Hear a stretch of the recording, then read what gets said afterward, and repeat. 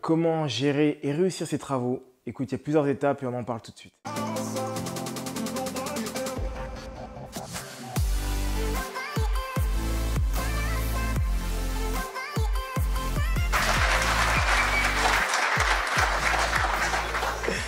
Plus sérieusement, salut à toi ambitieux et salut à toi ambitieuse et bienvenue sur cette chaîne. Si tu ne me connais pas, c'est très simple. Le but de la chaîne, c'est de te donner des astuces, des hacks qui vont te permettre de pouvoir te lancer dans l'investissement. Le coup de pied au cul qui va te permettre de pouvoir te lancer dans l'investissement et aussi des vidéos stories où tu peux voir d'autres investisseurs comme toi ou des néo-investisseurs qui se sont enfin lancés et que j'ai pu accompagner. Si tu ne me connais pas, je vais me présenter assez rapidement. Je m'appelle Roméo, je suis courtier en prêt immobilier, je suis également formateur et marchand de biens depuis maintenant quelques temps. Et puis, comme je viens de te donner l'objectif de la chaîne, c'est tout ça, c'est de te motiver et de faire en sorte que cette chaîne puisse t'apporter un maximum. Aujourd'hui, nous allons parler des travaux, comment réussir ces travaux, mais plutôt comment bien gérer ces travaux. D'accord?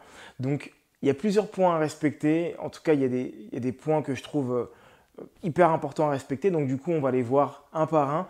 Je t'invite donc vraiment de rester jusqu'à la fin de la vidéo. Mais juste avant de ça, je vais te laisser t'abonner. Pour ça, c'est très simple. Tu vas cliquer sur la cloche des notifications et puis moi, je vais attendre quelques instants pour que tu puisses le faire. Je te laisse tout de suite, donc du coup, t'abonner et ensuite on va démarrer la vidéo ensemble. Et ça y est, c'est bon, je pense que tu viens tout juste de t'abonner. Félicitations à toi et bienvenue sur cette chaîne, la famille des ambitieux, et bienvenue ambitieux ou bienvenue ambitieuse. Alors, donc, comme je viens de te le dire, tu t'intéresses aux travaux un petit peu, mais ça te fait peur aussi, peut-être parce que tu as eu soit une mauvaise expérience, soit on t'a relaté une mauvaise expérience, ou soit rien du tout en fait. C'est juste que tu ne connais pas et tu ne veux pas sortir de ta zone de confort. Donc, aujourd'hui, on va essayer de dédramatiser tout ce qui est en rapport avec les travaux, d'accord? Il y a d'autres vidéos qui parlent de l'intérêt de faire des travaux. Maintenant qu'on a compris quel était l'intérêt de faire les travaux, maintenant on va se demander comment faire pour que les travaux puissent bien se passer. Parce qu'on le sait tous, on a tous vu Julien Courbet et on a peur de passer un de ces quatre chez lui et de l'appeler pour lui dire que notre artisan a déposé le bilan et qu'il n'a pas fini la maison, il a fait que les murs, il a oublié le toit. Donc pour éviter ce genre de situation, il y a plusieurs étapes. D'accord? On va les voir une par une et la première que j'ai envie de te dire, c'est que lorsque tu veux te lancer dans un projet de travaux, tu as deux écoles, tu vois. Lorsque tu décides de faire toi-même le maître d'ouvrage, donc du coup, tu vas, le maître d'œuvre plutôt, excuse-moi, donc du coup, tu vas vraiment gérer tous les postes un par un qui vont t'amener à faire des travaux. Alors, on va se remettre dans le contexte, plutôt se mettre dans le contexte. Quand je te parle de travaux, je te parle de gros travaux. Je ne te parle pas de mettre un coup de peinture ou un coup de papier peint. D'accord? Je te parle d'une rénovation bien grosse, bien complète, qui va durer au minimum 2 mois, où tu vas vraiment changer du tout au tout, soit racheter des pièces, soit les changer. Donc il va y avoir de la plomberie, de l'électricité, de la maçonnerie, bref, tous ces points-là qui sont donc du coup longs et qui peuvent être compliqués à gérer. Ok? Donc du coup, on se met dans cette situation-là où on a des gros travaux à faire. On a la possibilité soit de gérer chacun des postes nous-mêmes, c'est-à-dire que on appelle un électricien, on appelle un plombier, on appelle un carreleur, on appelle du coup un peintre, etc., etc. Ou soit de passer vers une entreprise qui fait tout corps d'état. Ça se fait de plus en plus d'ailleurs. Moi, j'opte un peu plus pour le tout corps d'état parce que du coup, ça va être le chef de chantier qui va gérer cette partie-là. Tu vois, il va te permettre donc du coup de pouvoir, toi, te désaxer, te dédouaner de cette charge-là et lui, il va prendre cette responsabilité. Après, ça va te coûter plus cher d'avoir une société qui fait tout corps d'état plutôt qu'une société, plutôt que plusieurs sociétés avec lesquelles tu vas pouvoir gérer les tarifs. Ça, c'est une réalité. Néanmoins, il faut que tu puisses aussi gérer donc, le planning et la mise en chantier de chacun des artisans. C'est vraiment à toi de voir.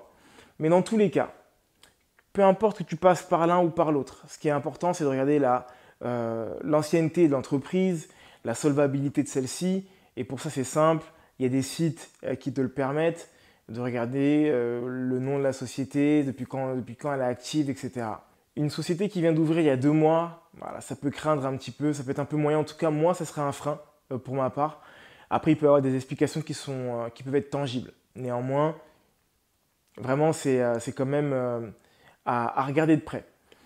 Donc, regarde ces points-là, regarde aussi les autres chantiers qu'il a pu faire. Ça, c'est un point qui est important. Va visiter ces chantiers.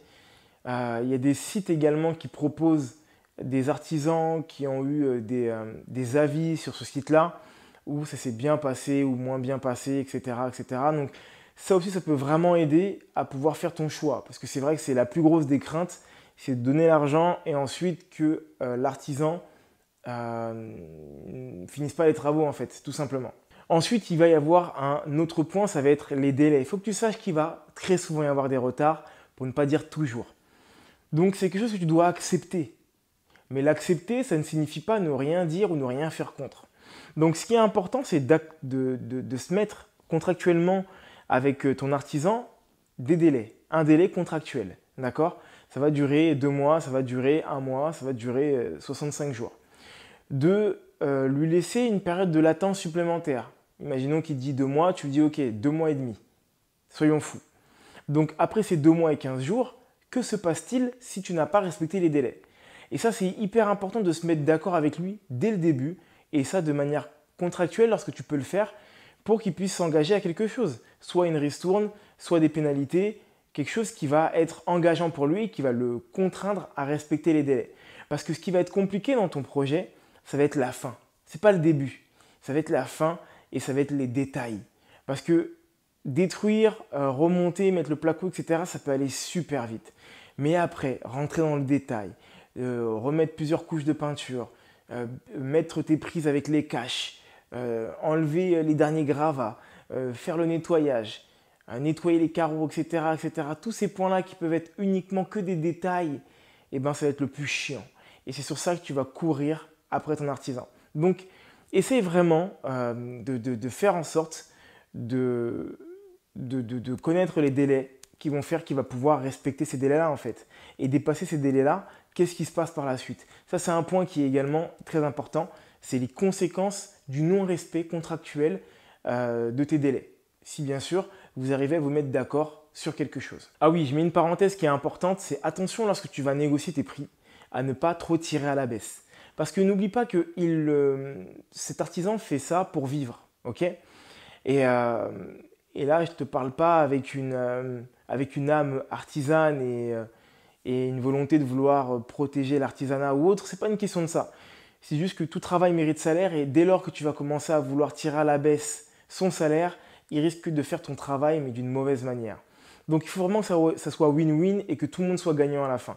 Autant que toi que lui, pour le pousser soit à revenir et à rebosser avec toi, ou soit tout simplement à être motivé à pouvoir continuer dans ce projet-là. Ensuite, mon ambitieux, il va y avoir la période des checks. Pour moi, la période des checks, c'est très simple. C'est la période qui va définir ton projet, mais également qui va définir toutes les petites étapes de ton projet.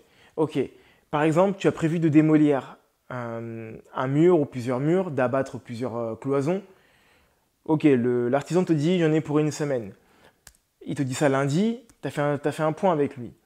Donc, tu lui demandes quand est-ce qu'il aura fini. Et ben, ça va être vendredi. Ben, vendredi, tu reviens faire un point avec lui pour voir si tout ça s'est évalué, si tout ça a été fait en temps et en heure. C'est vraiment la répétition de ces points-là, de tous ces checks dont je te parle, qui va te permettre de pouvoir vraiment aboutir jusqu'à la fin de ton projet. Donc, n'hésite pas à faire des réunions de chantier avec lui régulièrement, de manière à ce que tu puisses être sûr et certain qu'il avance comme il dit qu'il avance. D'accord? Et à la suite de ça, il va également avoir des déblocages qui vont être successifs. Ça, c'est le 3e point que je voulais aborder avec toi et que j'aborde maintenant. Ne lui donne pas toute la somme d'un coup, donne-lui de manière successive et essaie de faire en sorte de commencer avec 30% au début et ensuite donner le reste petit à petit. D'accord? Parce que si tu lui donnes trop, il peut partir sur d'autres chantiers parce que certains artisans ont une gestion des chantiers qu'on peut voir comme ça assez particulière. Et des fois, certains chantiers permettent de payer d'autres chantiers antérieurs. Donc, de manière à ce que tu ne payes pas un chantier antérieur, en tout cas pas entièrement, ne lui donne surtout pas l'intégralité des fonds, donne-lui vraiment une partie, 40% maximum, 30% c'est vraiment le mieux parce que 20% Pour commencer un chantier, c'est vrai que ça peut être compliqué. Donc je trouve que 30, c'est pas déconnant. Et ensuite, tu lui donnes de manière successive à chacun des checks que tu auras vus avec lui. Il doit faire les lecs dans 2 semaines. Et ben dans 2 semaines, vous donnez rendez-vous et tu lui demandes combien de temps il lui faut pour pouvoir faire les lecs. Je vais même aller encore plus loin dans mes exemples. Lorsque tu as fini ce point avec lui, cette réunion chantier, eh ben, tu n'hésites pas à lui renvoyer un récapitulatif, soit par mail, soit par message, en lui disant « Ok, nous nous sommes convenus que tu devais finir ça, avant telle date, si j'ai bien compris. N'hésite pas à revenir vers moi si ce n'est pas le cas. » Tu vas peut-être paraître comme étant chiant, comme étant un petit peu lourd, mais il n'y a rien de mieux que les écrits. Pour l'avoir vécu beaucoup trop de fois malheureusement, le coup du « mais non, c'était pas dit ça », ça arrive trop souvent.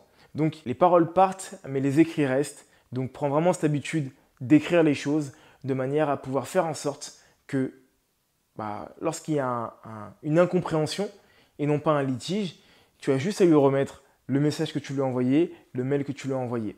À chaque changement de programme, parce qu'il y aura des changements de programme, il y aura des surprises, des bonnes et des moins bonnes.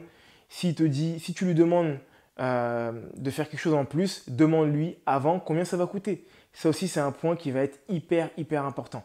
Donc, et pareil, tu l'écris également, d'accord? Chaque changement de chantier, sans forcément avoir un devis, demande-lui combien ça va coûter et tu refais un point par la suite pour confirmer de manière écrite, de manière que ça puisse être vraiment scellé. Ça, c'est un point qui est hyper important, mon ambitieux. Ensuite, il y a plein d'autres mini-points qui peuvent être à voir, mais on va en voir un dernier. Juste avant ça, mon ambitieux, je vais te dire un truc. Si tu es encore en train de regarder la vidéo, c'est que pour le moment, tu l'apprécies. Donc, je vais te demander de mettre un like, s'il te plaît. Et si toutefois, tu penses que cette vidéo peut servir à quelqu'un d'autre, n'hésite pas à la partager également. Si tu veux rentrer en contact avec moi, c'est très simple, il y a des liens qui te le permettent. Donc, vas-y, tu cliques sur les liens, tu programmes un rendez-vous téléphonique et nous pourrons échanger comme il se doit. Donc, le dernier point que je voulais aborder avec toi, c'était les vérifications d'usage. Tu as changé ta plomberie, tu as changé ton élec, tu as peut-être changé ton ballon d'eau chaude. Et tu vérifies que l'eau chaude fonctionne. Tu vérifies chacune des prises. Tu vérifies que le chauffage fonctionne. Tu vérifies que la hotte fonctionne, que la plaque électrique fonctionne, que le four fonctionne. Tu allumes tout ce que tu dois allumer, mon ambitieux. Vraiment en sa présence et à la fin de ce chantier-là. Tu vérifies tous les points que tu peux vérifier. Si tu as 30 000 prises électriques, tu vérifies tes 30 000 prises. Tu viens avec ton chargeur et ton téléphone et tu les essayes une par une, vraiment toutes, pour être sûr que chacune d'entre elles va fonctionner. Ça va te permettre de pouvoir être OK et de checker que tous les points sont bons également. Également, tu tires la chasse d'eau, tu vérifies en dessous du robinet pour être sûr et certain que le siphon il est bien fermé. Ça, c'est des détails, hein, mais c'est les détails qu'on remarque malheureusement trop peu rarement. Et ensuite, on s'invente plombier ou on doit le rappeler pour qu'il revienne juste pour le siphon. Et ça, franchement, je peux comprendre que ça puisse être chiant également pour un artisan. Donc, tous ces points-là, tu les vérifies avec lui en toute fin, de manière à être certain que tout est OK. Et bien sûr, tu auras le dernier déblocage de fonds qui sera fait au moment où il aura donc rendu les clés du chantier. Voilà mon ambitieux, j'espère que cette vidéo, elle t'aura servi et également qu'elle t'aura plu. Si c'est le cas, comme je te l'ai dit, n'hésite pas à la partager à un grand nombre de personnes. Si toutefois tu connais une personne à qui ça peut servir. Entre-temps, mon ambitieux, mon ambitieuse, peu importe à quel moment tu regarderas cette vidéo, tout ce que je peux te souhaiter, c'est de continuer à croire en toi. Une bonne journée et une bonne soirée. Je te dis à bientôt.